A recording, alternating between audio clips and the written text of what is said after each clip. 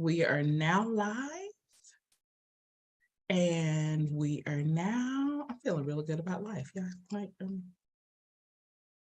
we see that. right? Friday. I mean, Friday. And there we go. There's my record button. Good morning, world. This is the crew of Atlanta Sex Therapy, and I'm so excited to be here today. I'm feeling good. It's Friday. It's Friday in the spring in Atlanta, so this should be just really exciting. This is a really cool time of year for us. You know, it's right before it gets too hot, so you can enjoy being outside, being on a nice patio with a margarita or something before the heat hot Atlanta drives you back inside. With that, so good morning to everybody, and today we're going to talk about when, what, and how to have the sexual conversation with a new partner. And so I'm excited to hear what everybody has to say, but let's just check in with everybody. So Jessica Renard, how are you doing today? I'm doing great. I'm happy to be here. Yay, happy to have you. Jessica Addison, how are you doing today? I'm doing good. I'm excited about this topic today. That's good. Are you cold-natured? I feel like I keep my apartment cold. I keep my apartment really cold. I like being cold. I like being cold too. All right. Good morning, Sherry. How are you today? Doing good. I'm like you. I'm happy it's Friday. Right? I got a full day, but I'll be free. So in a minute, if I can just make it to 6:30, I'll be free for 2 days. Okay. All right. So who wants to start? When, what, and how do you start the sexual conversation with a new partner? And what do you think the conversation should include? All of that jazz. Jessica Renard, we're gonna go with you first. Sure. So first of all, it should happen. Yes, please. The importance please. of it happening cannot be overstressed. Yes. And I mean, now mind you, I'm saying this from somebody who has not taken this advice and it not turned out well. So please learn from mistakes made. So one, yes, it should absolutely happen. Two, I think there are a lot of different conventionalities or like rules around when sex should happen or when intimacy should happen in a relationship, which can be very confusing because one, we're assuming that you're ready to kiss somebody on the first date, which may not be the case.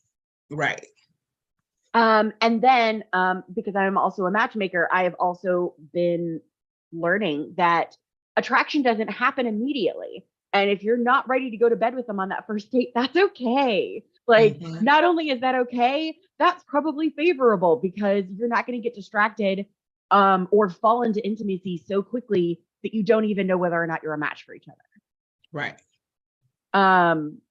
So those are the things that I would kind of look at. And then once you're in the fourth date or fifth date, like that's probably when to start fishing around that pond of, what does that look like? And while I used a euphemism or a metaphor, don't use euphemisms or metaphors. Okay. Now that makes sense. Yeah. Like if we're going to start talking about sex, like make sure the word sex is in there so that we all know what we're talking about. Talking about past partners, like maybe you don't want to know the details, but maybe you need to know how many, or maybe you don't care about how many, but you want to know how recently they went and got an STI check, or, how recently the most recent partner was. Because sometimes STIs don't show up for 6 to 8 weeks. Yep. And so if you got a doctor's visit 2 weeks after that last encounter, that's not accurate. And so just being aware of some of those things, but I feel like I'm talking a lot, so I'm going to pause and let somebody else go. I want to say real quick, and then I'm going to give it to you, Jessica Addison, and then Sherry. But I want to say real quick that I've recently heard that AIDS is on the rise again. And so that's definitely a conversation around testing that I want to make sure people are having when they're dating with that. All right, Jessica Addison, what are you? When, what, how do we talk about sex with a new partner? I think it should go past the standard question of how many partners have you been with and what's your number. I think it's not a set time that you should do it, because just like when you're on a first date, what do you do? What kind of person are you looking for? Sex is a part of all of those different elements in trying to get to know this person. And do you want to go a step further with this person? So never think that if I bring up sex, I'm doing too much or I'm being pushy, because it's a conversation that needs to happen. And first, when you initially meet somebody, it's the fireworks that's going on, that first phase of love. Like, it's just googly eyes and honeymoon stage. And let's be real, we're thinking I'm sexually attracted to this person, or I hope you are sexually attracted to this person, and you want to know what they're into. And then a conversation of consent, because you might try something that might be a trigger for them. It might be some trauma behind certain things that you think, hey, that's just like first base. So does that alarm anything in you? So having that conversation of consent, things that you're into, different kinks you're into, something that you want to explore. And I think now they're kind of normalizing it, because I know with my clients, I bring up a card game that I have for myself personally that has like a conversation starter. It's called Let's Have the Conversation Tonight After Dark Edition. And they have questions about like, do you like the lights on, lights off? What's something sexual you've done that your mother would disown you for? Like different funny things like that. And just kind of breaking the ice about sexual like activities and sexual behaviors. Oh, good. All right, Sharon, what's coming up for you? What are you thinking? When, where, what? For a new partner? So this is what I'm thinking. I'm really thinking life stages could be a factor in how you have a sex conversation. And I'm really thinking that know when a sex conversation is happening, and generationally, a sex conversation can look very different. Because I believe in my generation, we definitely had sex conversations, but they just might not have sound so uniform and so educational. You might be like, look, this is what I'm not doing in the bed. I know that I don't have anything. And what you like? Because, so it could go a list like that. Hey, look, don't try to have sex with me with no lights off. It may not be from a place where somebody may say, well, I've experienced this and I've experienced that, because they may not be in a place where they want to trust you with that type of information. They just be in a place, they might just be in a place to tell you, this is what I'm going to do. This is what I'm going to not do. This is last time I've been to the doctor. I know I ain't got nothing, because I ain't had sex since 2022. And I went to the OBGY. What about you? And then that's a sex conversation that answers everything that they need to know to be comfortable to have sex. And so I'm not sure whether today's generation is with these things, because I just think it's a difference. Because I totally believe we had conversations about sex when I was younger. We were dating, they just didn't sound so, it was just what it was, so you have to have those conversations based, they have to be culturally appropriate, using the language that you understand, and you just be happy. And then you understand that, oh, this conversation did happen. I did talk about the last time I've been to the doctor. I did talk about my dis and dislikes, and you are both satisfied. Because growing up, I don't quite remember any of my girlfriends and any male friends just literally jumping in the sack with a person without any type of conversation. Gotcha. I've seen it all. I've seen it all. As far as when the sex conversation should happen, I think it should happen multiple times, because I would want a couple to get in a habit of just good communication, or a new partner, good communication. And also, I think we've all had conversations with people and we can't remember that conversation 2-3 years ago. And so I think it should be something that's ongoing with that.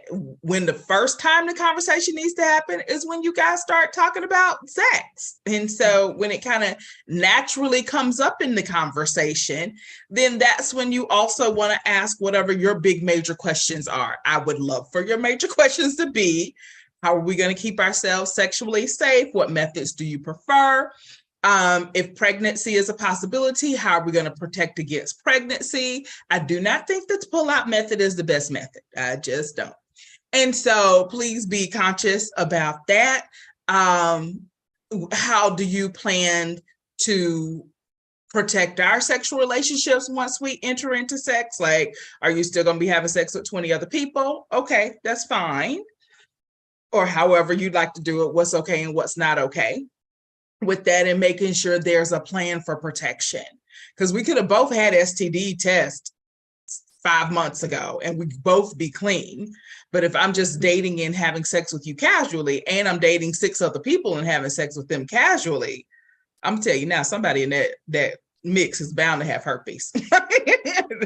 That's too high of a number. And some people do roll like that. So being able to do that. Also, if you introduce the conversation, you set the precedent for this is something that we can talk about with ease in the relationship. Like if you are like, well, I don't know what to say, or I don't want to say anything, then your partner may pick up on your anxiety and feel like they can't talk to you about that. And then sex just happens to be something that happens in the dark at night by accident, and we don't really know, like, how do we get there or what's going on. Another thing I would like for couples to talk about, and this is probably from more of my, well, let me say it this way. If you have in your head, these are the sexual things that I'm willing to do in a dating relationship, these are the sexual things I'm willing to do in a marital relationship, have that conversation somewhere, somehow, because how would your partner know that you're saying no to this now in the dating relationship because you think that should be held for marriage? You know, or now that you're married, which has happened to some people, this is now off the table because I don't want to do that with a marital partner. With that, I would also advise you to really sit down and think about all of those kind of hangups that you have with that, so that you can articulate that to, you know, a new person in a very crass way to say it. Like, I've heard guys say things like, the lips that are on my dick are not the lips I want kissing my kids. And so that's kind of, you know, a hang up. But if that's your sexual preference, then that needs to be articulated somewhere, please, in some type of conversation with that. So that's my 2 cents. All right, who else wants to jump in and just what's coming up for you guys? I think I also just want to put an input of, like, what does that trust look like? Ooh. Does that trust look like I have a paper from the doctor's office that says that I am clear on these STDs or STIs before we have sexual relations? And do we each have a piece of paper that we show each other? Like, is that the way that we're verifying that we're okay? Or are we just going to be like, oh, you went to the doctor, cool, I trust you, and move on? Like, you know, what does that look like? And how does that proceed? And then also, because I saw a video on Facebook about this, you can get oral chlamydia. You can get oral gonorrhea. Like, yeah, if you have interactions at all, sex, kissing, you can get an STI. You can get oral herpes, which is like the cold sores. Like, there are a lot of things that you can get. And so, like, if you are giving fellatio or head and they're not wearing a condom, you can get an STI in your mouth. Like, and so just like, I hate to be like the rain on the parade. Like, I don't want to, but like, you need to be aware of what is out there and how to take care of yourself. Yeah. That's part of the reason why they have flavored condoms. Like, right. Oh, okay. I also want to say, like, if you don't know what STDs are out there, if you're unaware of the things, the CDC has a pamphlet on everything. So feel free to go to the CDC website. Also, YouTube probably has a video on everything, on some basic just things to know about the various STDs, what's on the rise, what you need to look out for with that. And just kind of also just kind of be conscious, like just conscious. And I know the tendency is when we're love and it's a new relationship and we're so excited and it's so hot and heavy and, you know, it's fabulous. Enjoy the fabulousness, but I do want you to keep your feet on the ground just a little bit, just a little bit. So, because a lot of these, like herpes, a person may not know they have herpes until they've gone to get tested with that. And last time I talked to a doc about herpes, they said, this is what you need to know. If a person has had more than 3 sexual partners, they probably have herpes. If they have had less than 3 partners, but one of their partners has had more than 3 partners, they probably have herpes. And so herpes is running between, depending on the study that you read, somewhere between 50 and 60% of the population, because it's cold sores. Like at the end of the day, it's cold sores. And so, and it's undetectable a lot of times. Like physically, you can't look and see that you have it. You wouldn't know with that, but you could also have what the doctors call some, what they say, like dry flaking or something. So it may be transmittable, even if you don't have an active open wound. So just educate yourself. Please educate yourself. And then if you need to go to extra step and like practice having a conversation with somebody, you know, feel free to practice having a conversation with a friend. And if that still feels like, you know, too hard for you to do, practice with yourself in the mirror of just saying words. Hey, this is what I'm thinking. This is what I like. And if you need to come in and practice with us as a therapist, like these are the things that I want to be able to say. This is how I want to be able to advocate for myself. This is, and I'm having a hard time saying this out loud. Like we'll take 2 or 3 sessions and just practice with you on what to say and how you want to say it with that. No conversation is going to be perfect, but you've got to start the conversation somewhere. You've got to start it somewhere. And it's okay to say, hey, I don't know how to have a conversation. I don't know if this is the right time, but I'm thinking that, you know, we should talk about what we're both planning to do on this out of town trip next week. If for nothing else, to make sure expectations are set appropriately. Okay, Sherry, what's coming up for you? What you thinking? I guess I'm just still just thinking, and I am just thinking about my small little world of growing up, being a young adult, and I'm thinking technology wasn't around.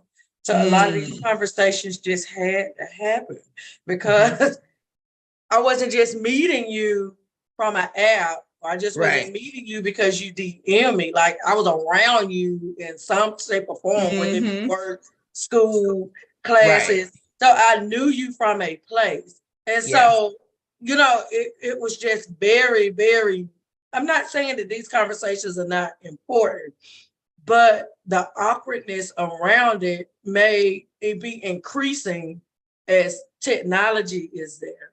Because it could just be simply, I'm at work, you at work. Oh, I like you too. So tell me, I'm in the girl. And these conversations may happen over a period of time. Yeah. Oh, you did that before. Oh, you know what? You know, so you know, so you don't go with that girl no more. And then when we were growing up, I disclose everything. Oh, this girl or this boy did this, we did that. Oh, really? Oh, that's not really my thing. So just it was almost like these conversations just took days because the time of getting to know a person and casual sex wasn't so accepted. I'm not saying it wasn't happening. Pretty sure that it was 100% happening, right? Right. But what I'm saying is it wasn't so accepted. So I think people were more conscious about having sex with a person. Where we gonna meet at to get this done? Because I can't text you. You know, what if you commute? So I just think, you know, I'm not struggling here. I'm just thinking about it very differently as far as like, why is it hard? You know, and I'm sure that even when I was coming along, not that I'm that old, you know, I was born in 1800s, but I'm sure this should along these things were still there, right? I'm pretty sure some people still experience the awkwardness. I'm pretty sure it was hard, so I'm not being dismissive. I'm just simply saying, I think that with dating apps and quick connections and, the fact that it's accessible, then it makes these type of conversations even more important and maybe even more stressful because, I don't really know you. I just met you on a dating app. So maybe this is a little bit awkward versus when those things weren't really there. Yeah. And you just know old Joe Blow from coming to work every day, and you just have been having these conversations. So it's almost like they just unfolded on their own. Right. I want to say, for those of you who are out there and you are doing specifically sex hookups with that you have an advantage to make part of the sex conversation, sex safety conversation, part of the hookup conversation with that. And also remember, if you have met somebody on whatever the new version of Craigslist is, and specifically for sexual hookup, also please remember they're probably on there hooking up with other people as well. So just let's kind of be aware and not think, oh, this person's on here one time and we met and we had this fabulous connection.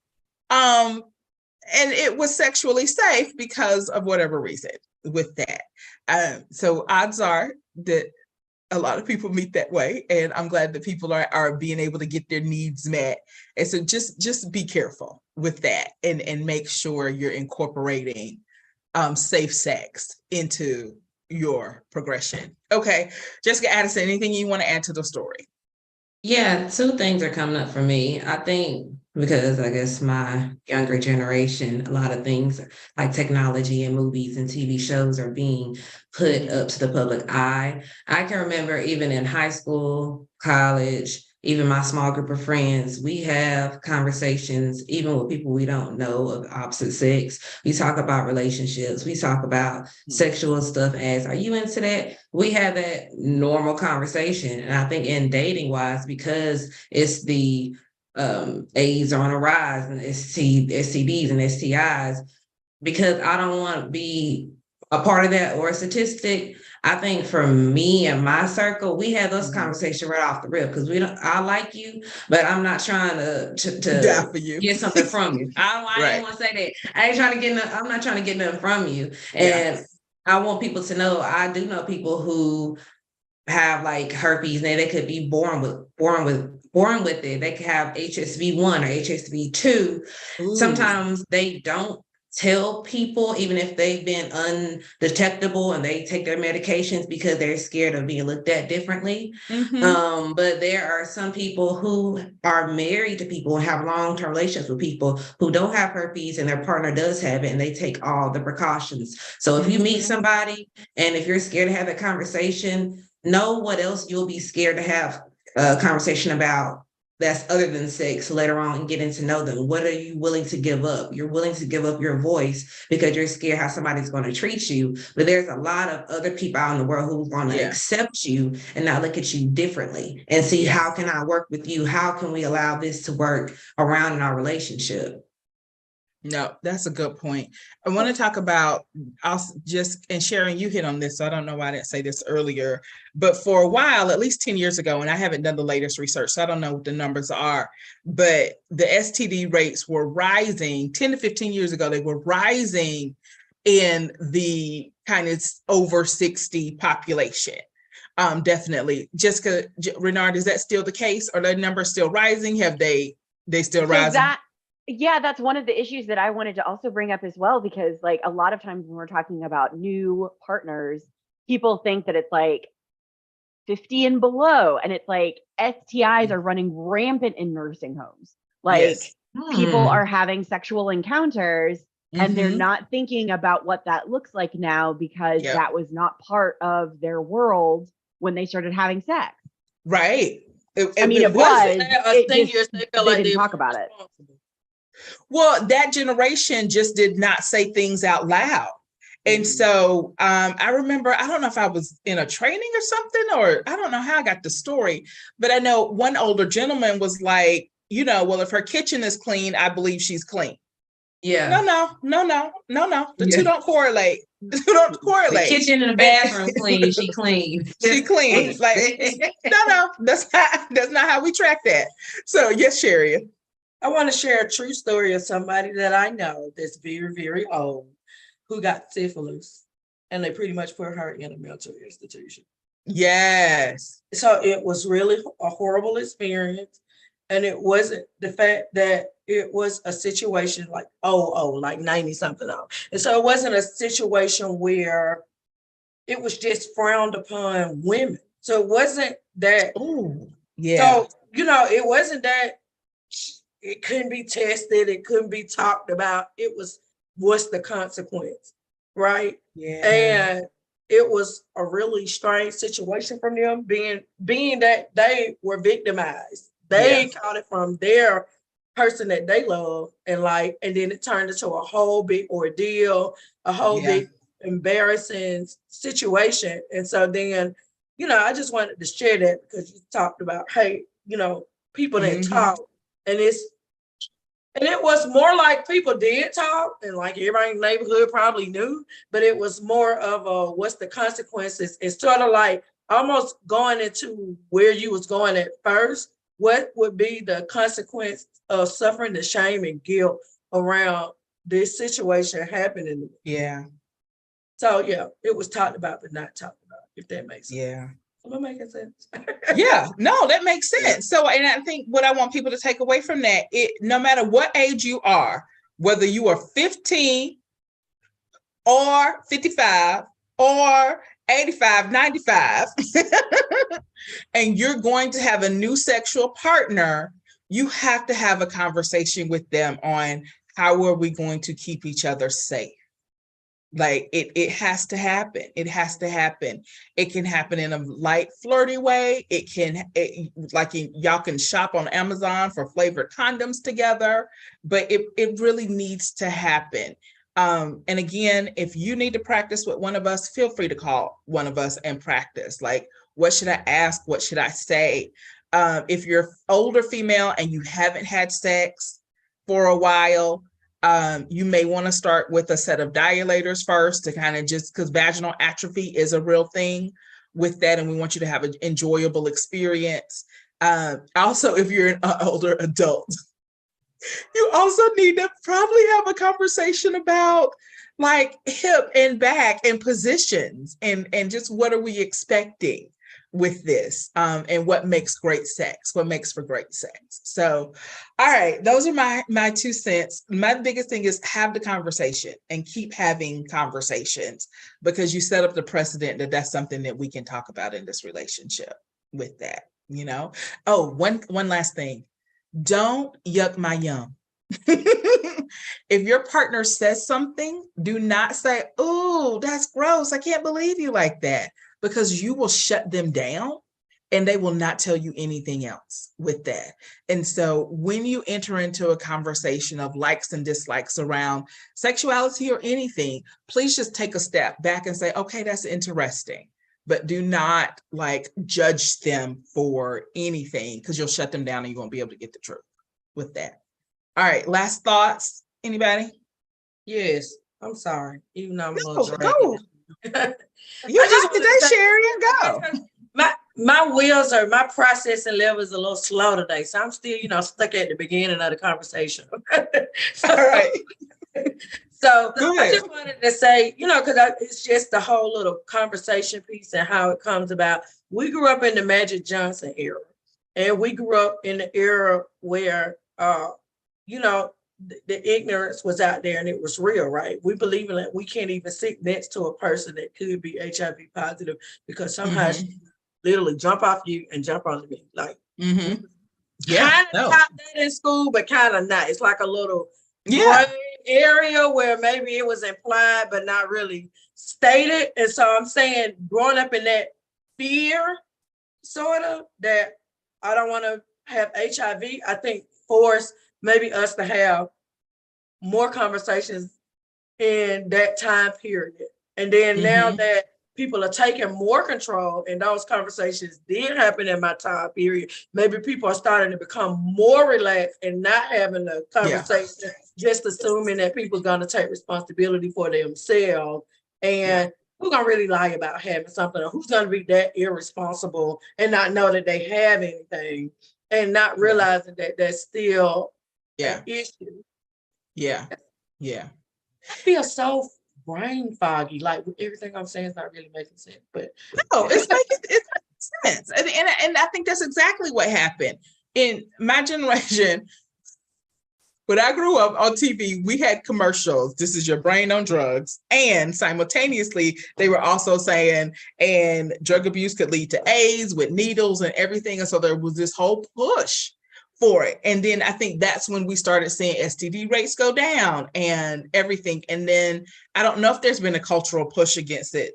And then Magic Johnson, as wonderful as he is, I don't think anybody even remembers that he has AIDS half the time. It's or he was diagnosed at one point.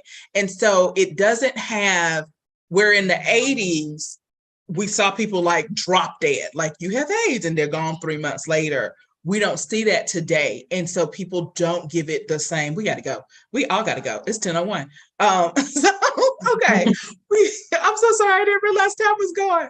All right. This is a conversation we're definitely going to have to continue. Bye, ladies. I'm going to cut it off there. All right. Y'all have a great day. You too. Bye.